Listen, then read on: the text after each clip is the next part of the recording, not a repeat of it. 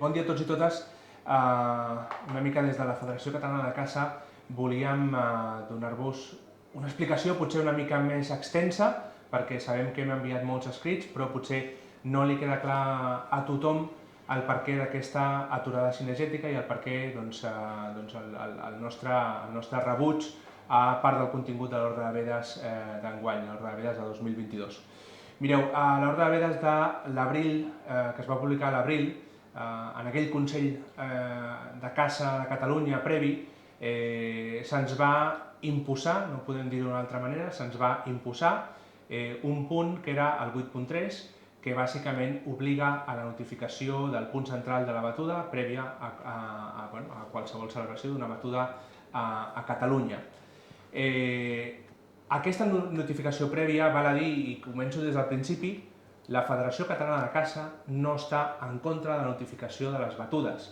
De fet, el propi Departament d'Agricultura va subvencionar inicialment amb un import de 12.000 euros a la Federació Catalana de Caça perquè complementéssim amb 48.000 euros més nosaltres, els caçadors federats, una aplicació mòbil senzilla adaptada al segle XXI per poder notificar les batudes de caça i poder recollir els aprofitaments que fèiem dia a dia en les nostres jornades de caça. El tema està en que, com ja ha passat en altres vegades, els consells provincials, el Departament d'Agricultura no va dir absolutament res d'aquest 8.3, es va plantar el Consell de Caça de Catalunya a imposar aquest 8.3 perquè ni tan sols va ser votat ni sotmès a cap mena de votació, i el que ens va preocupar des del primer moment és el redactat d'aquest punt 8.3. Per què? Perquè obliga a la notificació prèvia, però si us fixeu en molts clausulats de les vostres assegurances de vedat, l'assegurança de vedat diu que us donarà cobertura sempre quan es donin compliment tota la normativa aplicable.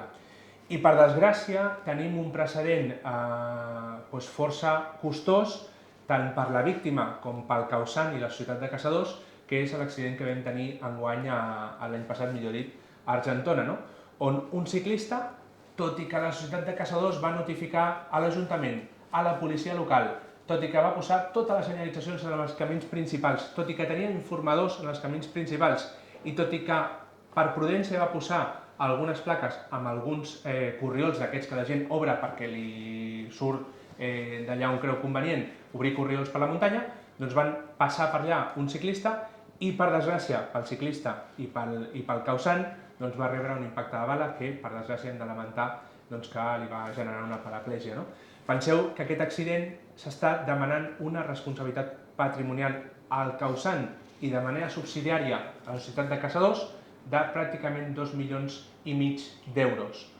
Com podeu valorar, des de la Federació Catalana de Caça, tant si sou federats com si no sou federats, el que no podem permetre és que un redactat aparentment innocu acabi sent la ruïna econòmica d'alguna persona que decideixi voluntàriament saltar-se una notificació de batuda, que es fiqui a dintre i per desgràcia tinguem un accident i li haguem d'indemnitzar amb aquesta quantia. Per suposat, l'activitat cinegètica és molt i molt segura, fa de mal dir comparar amb altres activitats que hi ha a la muntanya o a la platja o a la carretera. Aquest any 20 ofegaments, perquè la gent també no és conscient de les seves limitacions físiques i salta les banderes vermelles i decideix anar per la platja i per desgràcia hi ha ofegaments. Doncs la caça, per sort, no hem de lamentar una sinistralitat elevada perquè ho practiquem de manera molt i molt segura. Però és cert que pot passar, és una activitat com qualsevol altra i està subjecte a riscos i fem servir armes de foc i per tant el que no podem deixar, siguis federat o no siguis federat, és un risc inherent per un redactat aparentment innocu. Llavors, la Federació Catalana de Caça què va fer? El 12 de maig vam presentar un recurs davant del Tribunal Superior de Justícia de Catalunya perquè vam exhaurir la via del diàleg amb el Departament d'Acció Climàtica, en aquest cas, perquè no ens va voler escoltar, i vam interposar un recurs davant del Tribunal Superior de Justícia de Catalunya, precisament al·legant això que us estic dient, i perquè sigui més transparent, aquesta mateixa tarda, si no demà al matí, amb el nostre responsable de premsa, publicarem tota la nostra web, entre altres coses perquè és públic, i si algú vol entrar al jutjat i consultar-ho, doncs no té més que entrar. però ho publicarem nosaltres. I sobretot publicarem la resposta a aquesta impugnació judicial del propi Departament d'Acció Climàtica, perquè de vegades les paraules dels responsables del departament no coincideixen amb allò que diuen davant dels tribunals, perquè davant dels tribunals venen a dir que no som els únics usuaris del medi, que el medi no és nostre, cosa que segurament un caçador coneix prou bé. De fet, el medi, el 80% del medi a Catalunya és propietat d'algú, i aquest algú que paga l'IBI, igual que qualsevol altre usuari de Tarragona, de Girona, de Terres de l'Ebre o de Barcelona, que paguem el nostre IBI del nostre pis, quan jo tinc un terreny forestal també pago aquell IBI. I decideixo jo, a través d'un contracte, cedir-li l'aprofitament cinegètic, en aquest cas, als caçadors. Per tant, no cacem allà on volem, cacem allà on tenim autorització per caçar, bé sigui titularitat pública o bé sigui titularitat privada.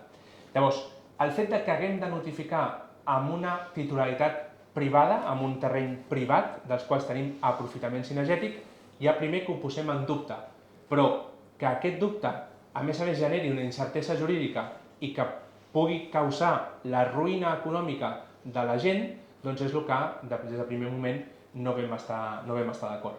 El recurs que va fer, a la contestació del recurs que va fer l'administració pública, veureu que no fa referència ni es planteja la responsabilitat en la que poden incórrer els caçadors. I creiem que és de responsabilitat, quan impulses normativa, que valoris els pros i els contres i allò que faci incórrer el col·lectiu, cosa que ni s'han plantejat. Quan s'han plantejat? Quan Girona veu decidir agafar i dir, escolta'm, amb aquestes condicions, amb aquesta inseguretat jurídica, no podem sortir a caçar. Llavors sí, llavors molt ràpid, tenim una carta de la directora general que llavors estima que tot i que notifiquem, doncs podem caçar en tot el coto, que ens podem moure d'allò i no tindríem responsabilitat. Per tant, és veritat que hi ha hagut avenços, però us explico la segona part, que és la manera de comunicar. Hem previst un sistema que havies d'entrar en el tramitador genèric de la Generalitat, no valia amb coordenades GPS, que pots treure del Google Maps, per exemple, perquè havies de notificar el punt central de la batuda. Llavors, amb les coordenades GPS no hi havia prou, llavors t'havies d'anar a l'Institut Cartogràfic de Catalunya, convertir les coordenades GPS en coordenades UTM i llavors anar en aquest formulari a introduir les coordenades UTM. Això, imagineu-vos, zones de cacera com a Girona, que feu petits... Persones grans? Sí, persones grans que ja no faran el primer, però imagina't que has de fer 3 ganxets durant un matí i cada matí has d'anar fent la mateixa operativa. Per tant, algo absolutament, no sé, desfasat tecnològicament, quan ens hem gastat 48.000 euros de recursos dels propis caçadors federats i 12.000 euros de recursos públics de l'administració pública, per dir durant 4 consells de caça consecutius, sisplau, valideu l'aplicació, aquí la teniu despullada, feu allò que cregueu oportú, però per la seguretat de tothom, aquesta seria la via més fàcil, més senzilla i més òptima. Doncs amb això no se'ns ha escoltat i en el moment que l'administració pública ha volgut imposar el 8.3, aquí el teniu. Llavors, hem cregut entre tots que amb aquestes circumstàncies, els que més us heu mogut ha sigut... De parar per solucionar el tema, o si no, què farem al final? No caçar? Si volen que no caçem, doncs tindrem que fer alguna cosa, no? Perquè aquests s'estan mirant aquesta gent que, ostres, que tenen que pensar per al caçador, pel pagès, per l'automobilista, pel propietari. Perquè als ports les carreteres fan mal. Doncs, escolta, han de fer alguna cosa i nosaltres estem fent tota la feina. A Girona, com totes les dades territorials, fem la feina, escolta, però ells no ens escolten, ens tindrien que escoltar, perquè nosaltres som els que podem solucionar el tema. Som els únics depredadors dels porcs. Si no anem una escopeta, el porc no es mata, no es pot matar, no surt d'enlloc cap més, perquè no hi ha un depredador que tingui el porc senglar.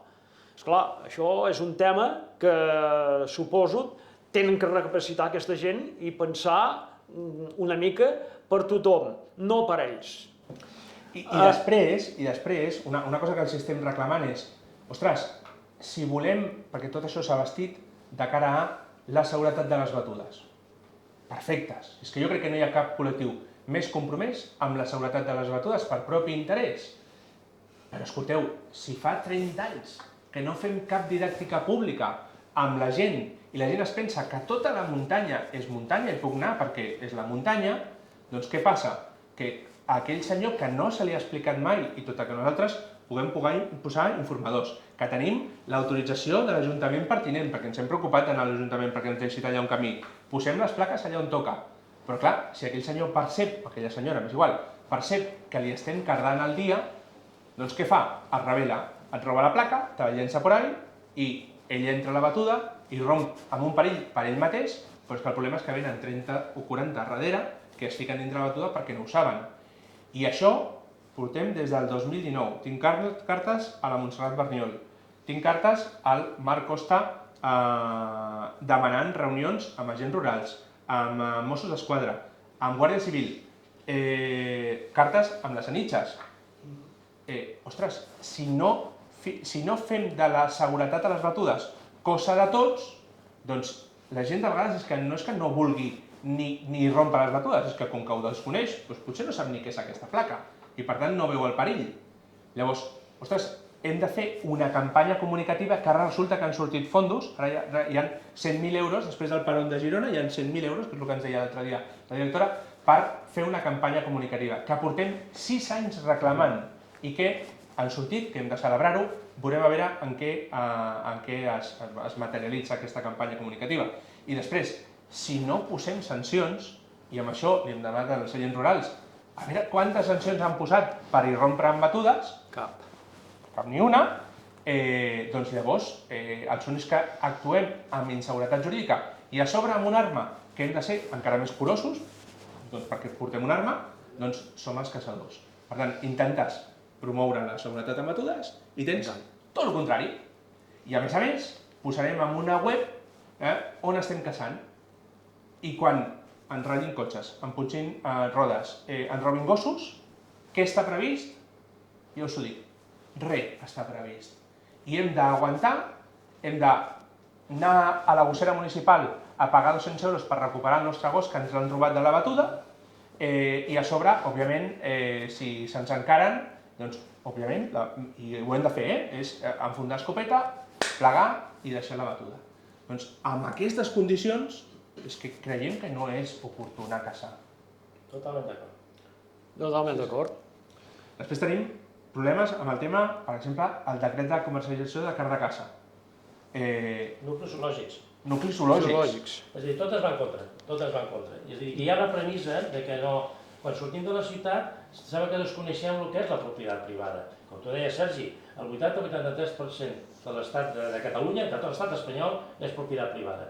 Per tant, quan nosaltres posem aquesta senyalització, que la tenim a l'ordre de veres, posem aquesta senyalització, és que l'estem posant ja en un camí privat, que va a una finca privada, que el propietari del camí, el manteniment el porta ell, i estem avisant, perquè ho tenim legalitzat, que estem fent aquesta batuda. És que aquí podem afegir prohibit el pas privat, no entreu, és a dir, clar, si no hi ha un règim disciplinari sancionador que acompanyi això, com tu dius, clar, si no publiquem a la societat, perquè ens fa gràcia quan ens diuen que faran una app, una comunicació, a veure, la persona que es compra una bicicleta en un centre comercial, si no sap a on té que anar, és a dir, els espais públics no són tots. Aleshores, doncs clar, mentalitzem a la societat que quan surten de casa tanquen una porta, una pròpia, i entren a casa d'una altra.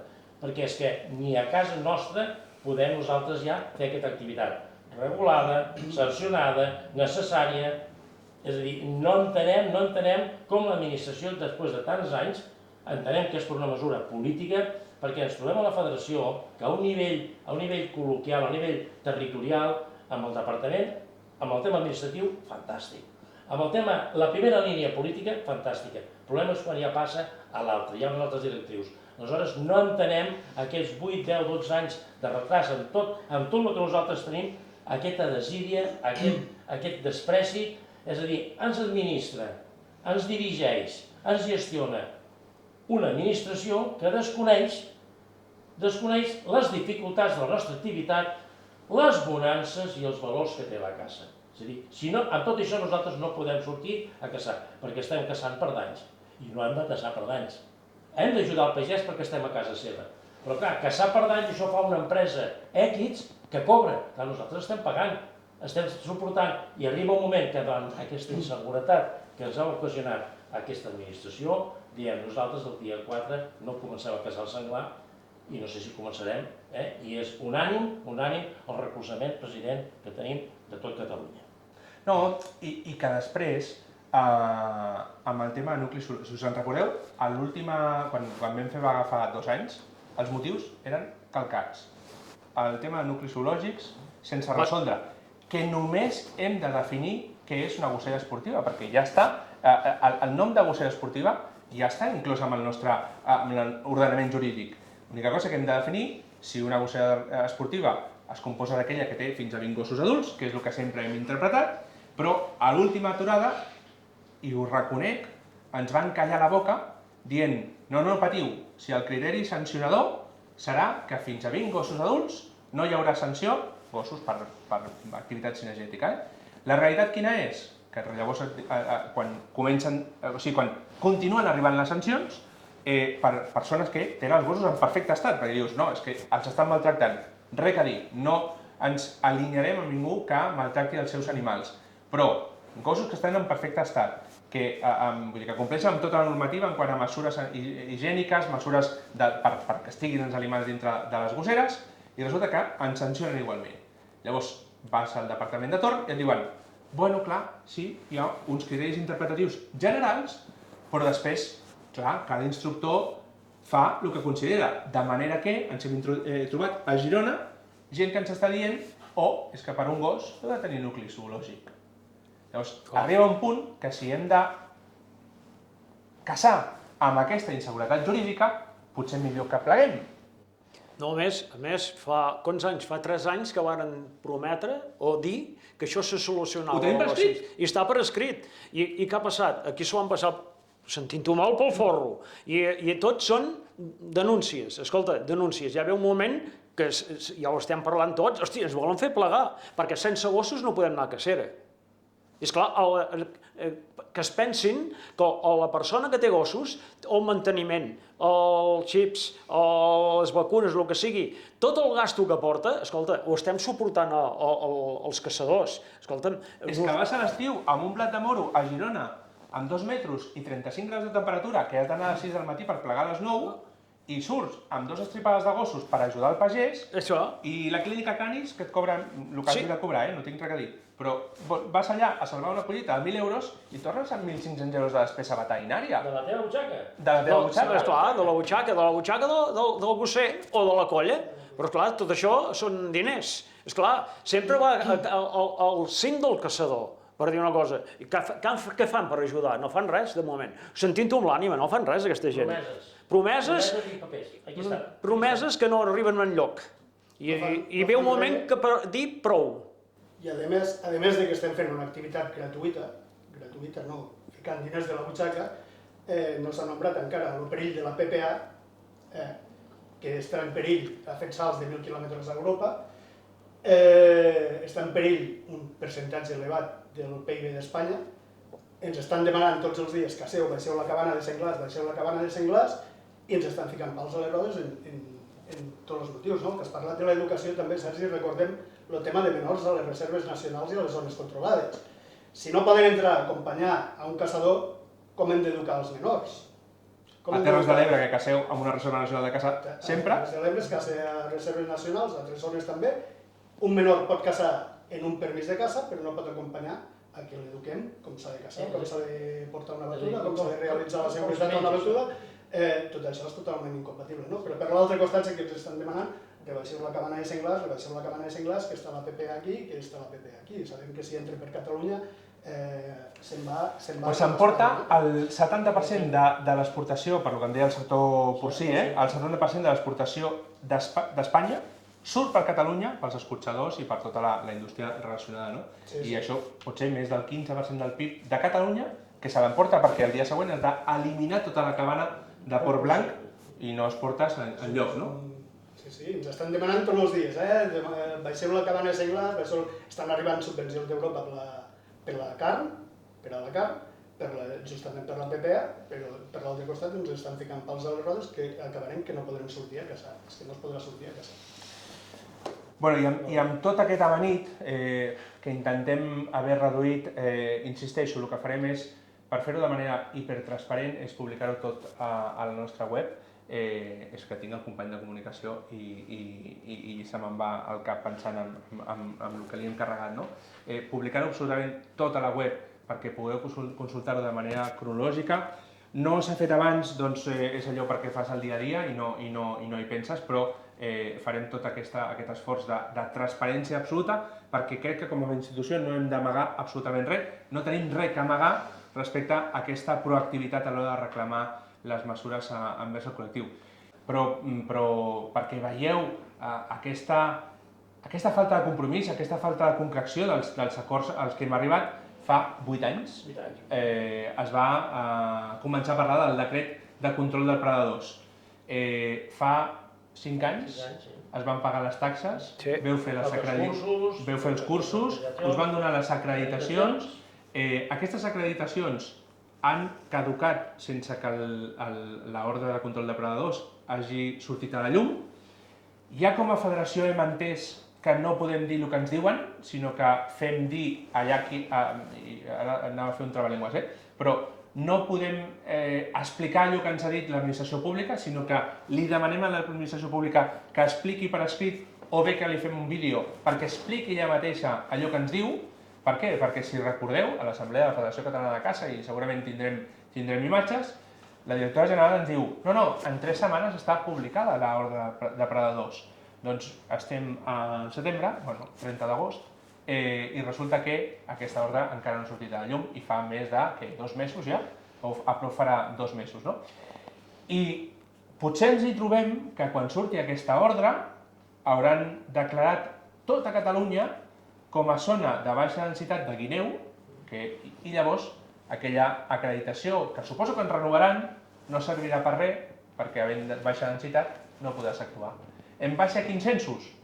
No ho sé, en base a quins censos. O, per exemple, el tema de tortura. Quan ens van prohibir a l'ordre de vedes de fa, 2 ordres de vedes? Ens prohibeixen l'aprofitament de la tortura en base a que Europa potser decretarà que es prohibeix i de moment te la prohibeixo.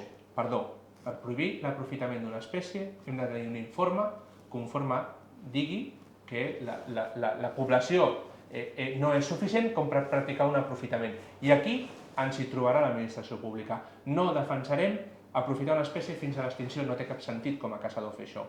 Doncs bé, ens la prohibeixen en base a un rumor, fem un recurs, l'administració pública respon a aquest recurs dient sí, si és que hi ha densitat suficient, o sigui, és allò incoherent a tope, però hem de fer un pla d'aprofitament sostenible i millora d'hàbitat. Fem cada any aquest projecte de millora d'hàbitat, que per sort ja veníem fent abans que prohibissin la tortura, vam ser pioners com a federació. I fem captura i marcatge. Fem captura, fem marcatge, recapturem cada any, enviem tortures amb GPS per saber les rutes migratòries i, per exemple, per posar-vos un exemple d'aquesta mitja veda d'enguany, Extremadura, que fa el mateix que nosaltres, el mateix projecte, enguany els cotos que han estat participant en aquest projecte ja tenen un aprofitament mínim. Si no estem parlant de grans quantitats, però estem parlant d'aquesta mínima serietat. Doncs bé, a Catalunya encara hem de fer la reunió per planificar com farem aquest pla d'aprofitament sostenible. I l'única que s'ha fet és perquè pràcticament hem forçat nosaltres a l'administració pública a fer-la. Per tant, arriba un punt que dius, ostres, per prohibir et fa falta tan poc i per autoritzar hem d'acreditar, com a Girona amb el becadell. Quants anys de censos hem hagut de fer? Un parell d'anys, almenys. I per donar s'ha pogut aprofitar i molt bé, ha anat molt bé. Aquests anys s'ha pogut aprofitar i la gent els ha caçat tranquil·lament i no s'ha gastat els cupos que hi havia. Vull dir que s'ha portat bé totes aquestes coses. I s'ha fet censos com Déu mana i per això ho vàrem aconseguir-ho, que això és un valor afegit pels censadors i per portar-ho a tota la federació. Efectivament. Però el que ens referíem és que falta aquesta serietat, falta aquest arribar a complir els compromisos. perquè no ens equivoquem. Ara ens diuen, no, ara farem una reunió amb els agents rurals i amb els Mossos d'Esquadra per veure com podem, si veu algú a una batuda, què faran ells. Règim sancionador. Fa 2 anys que tenim la petició tant a cossos de Mossos d'Esquadra com a agents rurals. Tu has tingut alguna reunió? Nosaltres tampoc. Fa 2 anys que ho venim reclamant, perquè cada any hi ha hagut a Tarragona, que us van punxar rodes, que us van trencar vidres, assassins, pintades, no sé què. En un parc natural, dins del parc natural. Efectivament. Hi ha hagut alguna actuació? Cap ni una. I ara ens hem de creure aquestes promeses que 3 directors generals ens han vingut incomplint? Doncs potser que primer feu la feina vosaltres, que no és que no us creiem, és que volem ja comprovar que allò que ens dieu és veritat, i en acabat, escolta'm, quan hi hagi seguretat jurídica, quan veiem que els gossers no els sancionem una darrere l'altra, doncs potser llavors comencem a caçar amb la tranquil·litat de poder practicar una afició com qui va muntar en bici o com qui va, jo què sé, a remar a la platja. Bueno, el medi ambient, penses que el bosc tindrien que haver fet una llei per anar al medi natural? Quants anys fa que la podrien haver fet? Des del 95 s'ha de fer... No s'ha fet. I molts ajuntaments, i això ho diguem per sempre per allà a Girona, quants ajuntaments tenen els camins que són públics i els que no? I a la millor part d'ajuntaments no n'hi ha ni un que ho tingui. Doncs això seria una altra eina que la gent, si va al medi natural, sabria on té que anar, on tindria que passar. Però, esclar, això... Mira, a Tarragona hem demanat, les 130 societats de caçadors han demanat als seus ajuntaments, que ho tenen l'obligació, de tenir un inventari de les seves propietats, l'inventari que tenen, i en el qual hi ha els camins d'ús públic. Que ho tenen que fer. Crec que han contestat, els societats de caçadors 130 han contestat 8 ajuntaments. És que al damunt no ho tenen. És a dir, aquell camí que és públic, que va a l'ermita, que va... És a dir, ho sabem tots, doncs ni això tenen. Doncs llavors seria una bona eina per començar a dir, ensenyar a la població que quan surten de casa van a casa d'un altre i que els camins que poden anar, però no posant allà ells les seves... Obrint corriols allà on els hi dona la gana, sense saber-ne el propietari. Això és un altre problema que l'administració no ha fet res, ni els agents, ni el CART, vaja, no han fet res, perquè jo crec que tindrien que, almenys, el propietari ajudar-lo, que no facin camins que en acabat, què fan? Quan plou, el camí queda destrossat de puestos. El camí d'ús privat, el manteniment el porta el propietari o la comunitat de propietaris, perquè ara estem en temps de collita. Raïm, avellana, tenim la garrofa, l'ametlla, doncs els camins si estan malament els hi cau la collita. Doncs clar, això, el propietari és el que porta el manteniment i no pot ser que usufructuari sigui tothom. I menys que un nen amb una bicicleta, un nen de 12 anys de bicicleta pagui una batuda, perquè va partint d'un camí. Home, falta aquesta explicació. Aquesta didàctica pública, de fa 50 anys. Saber anar al bosc, saber anar al medi natural, aprendre a conviure al medi natural sense fer malbé res. Que estan destrossant puestos, carai, que són corriols, que escolta, que no hi han sigut mai a la vida, i ara hi passaran sempre. O el tenen per buble, o com se digui, segueixen aquella via, que diu, hi ha un corriol, ho marquen, ja està fet. I allà t'hi passaran sempre. Doncs, guaita, i els propietaris no ho saben. Però això és un altre problema que ja t'he dit que això tindrien que solucionar-ho.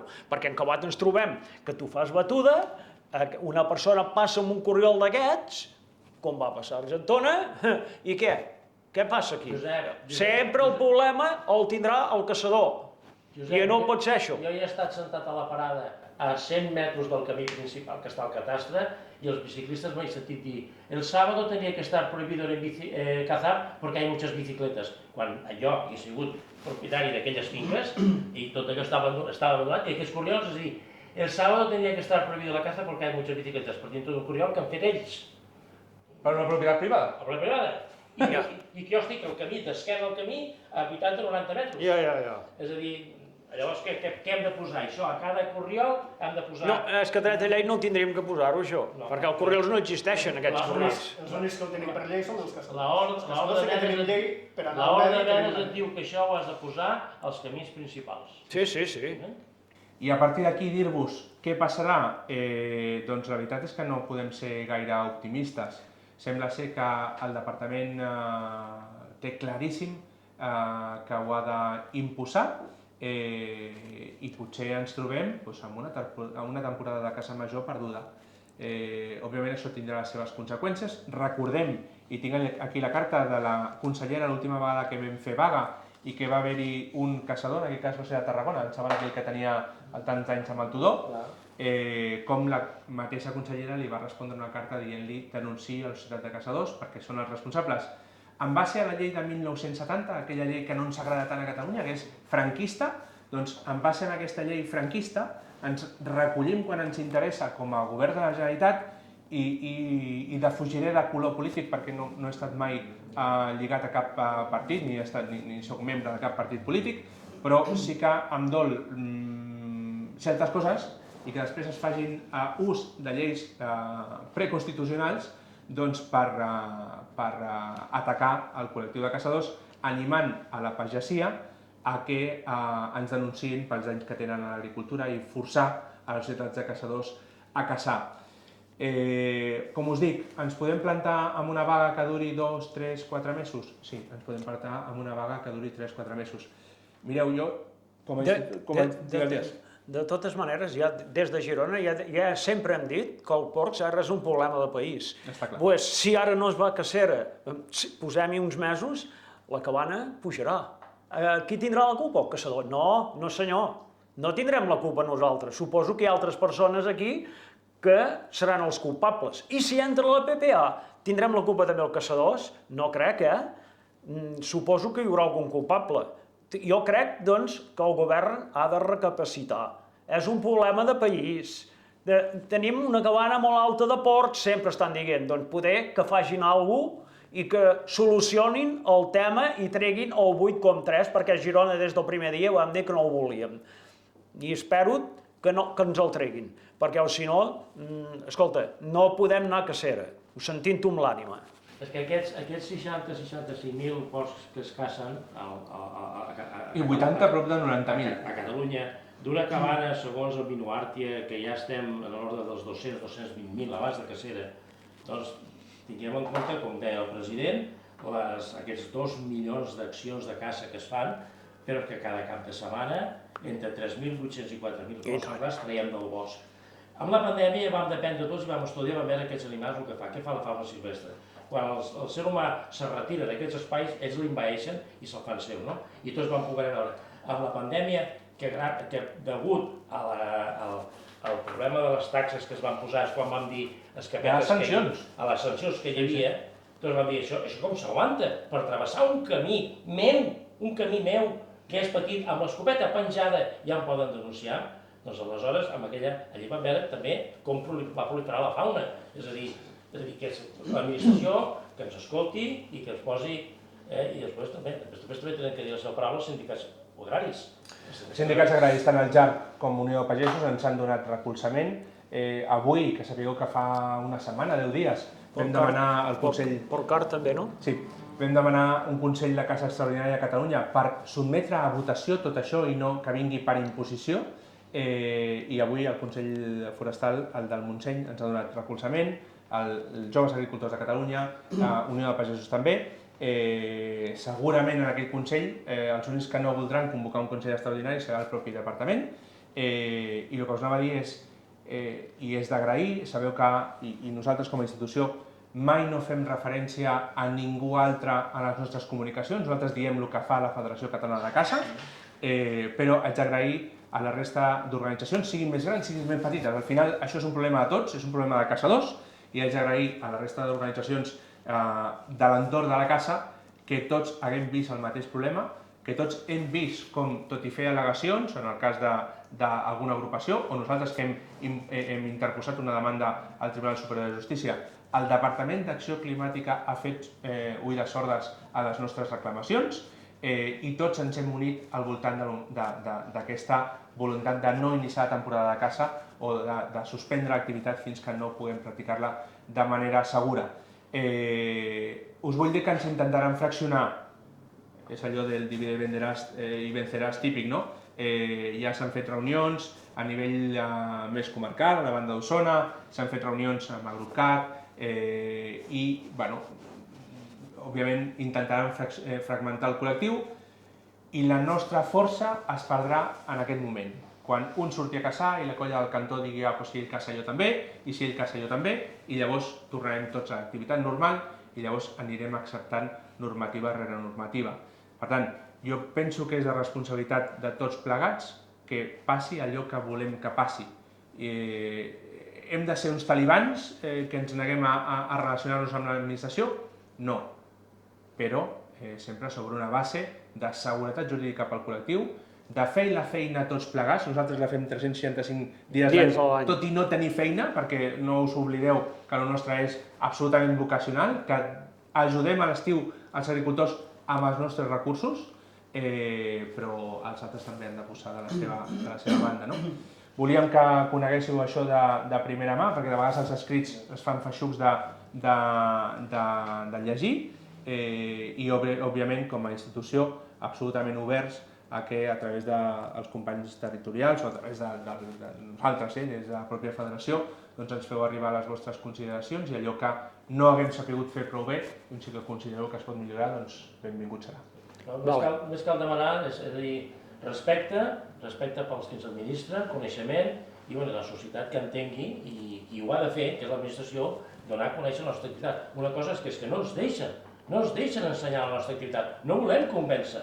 Com aquell que diu no volem fer caçadors. Però si no volem dir aquesta activitat legal, necessària, justificada, però home, posa't al meu costat, dona'm unes eines, facilita'm molta normativa, però ajuda'm a la normativa que nosaltres continuarem fent aquesta feina.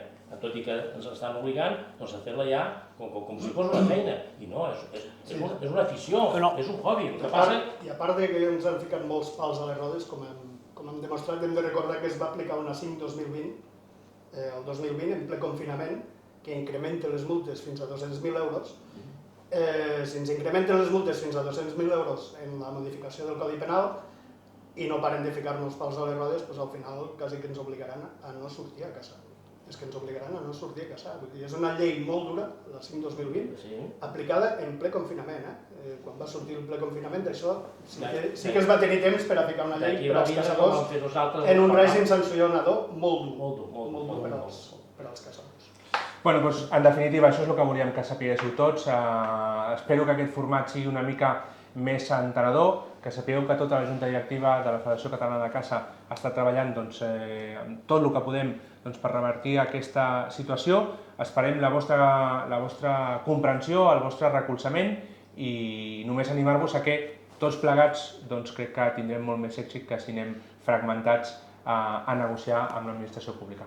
Gràcies. Moltes gràcies. Visca la caça. Visca la caça.